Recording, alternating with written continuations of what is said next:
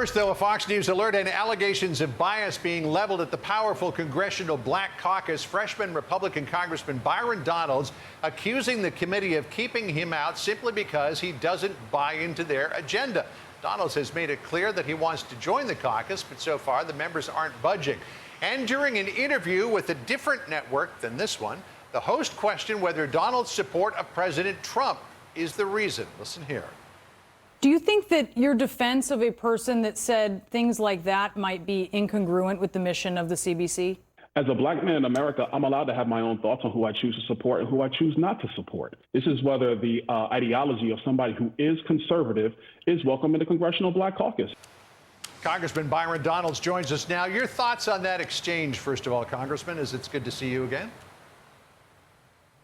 It's always good to see you and be with you guys. You know, I thought the exchange was pretty typical of what happens when you go on CNN, that other network. I know I'm not allowed to talk about it on your network, but it's pretty indicative. You know, my attitude is simple. Like, are people allowed to have their own thoughts in 2021 America? The left always talks about, and the media always likes to talk about how America is intolerant, but it seems the only group that's intolerant is them. Let people have their own thoughts, their own ideals, whether you're white, you're black, Hispanic, whether you're male or female, that's up to you. People should be free to actually communicate their thoughts and ideas and stand by them. They shouldn't be ridiculed or excluded because of them. Right. The idea, which appears to be tightly held by liberals, is that African Americans should naturally gravitate toward the Democratic Party. How is that thought in or out of step with the reality in America? I think it's in step from a from a political culture standpoint, because media and the left likes to create political culture. But in reality, it doesn't make any sense. Why would I support a party that doesn't allow kids that look like me to have choice in education? Why would I support a party that wants to blow out the spending, which is causing inflation right now in the United States, what makes it harder for poor families to buy more product because their money is being squeezed because they can't buy more stuff? Why would I support a party that wants to destroy border security, which actually puts more weight and more burdens on the United States at a time when we're trying to get our economy off the track? These are the things that are reality in America. So whether you're black or you're brown or whatever, it doesn't really matter. You should be able to support who you want to support. But the Democrats don't like it. They don't want that to be the reality in America. But it's slowly becoming the reality every single day. So you've got people who are liberals suggesting that your views are incongruous with the Congressional Black Caucus. You've got Senator Tim Scott of South Carolina, after he gave the Republican response to the president's speech to a joint session of Congress, being called Uncle Tim because of what he said. You've got people on the left who rail about racism now basically engaging in it.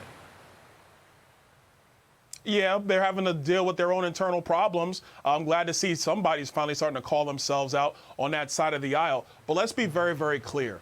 The reason why Tim Scott or myself or Burgess Owens or Mia Love and Alan West before us, the reason why they have these problems with the left is because we don't fit their narrative. We've already seen this week how media narratives from 2020 have already been blown up because they don't look at the facts. They only look at their ideology and their agenda. And the more that we speak the truth to these things and don't just bow down and be silent to the narrative that they want to push, the better everybody is going to be in our country. We have to be focused on what really works and what really matters. And that can't be based upon race. It has to be upon the facts of the matter of what really is working for people in America. What is it, Congressman, that liberals, in particular white liberals, don't understand about the African-American community?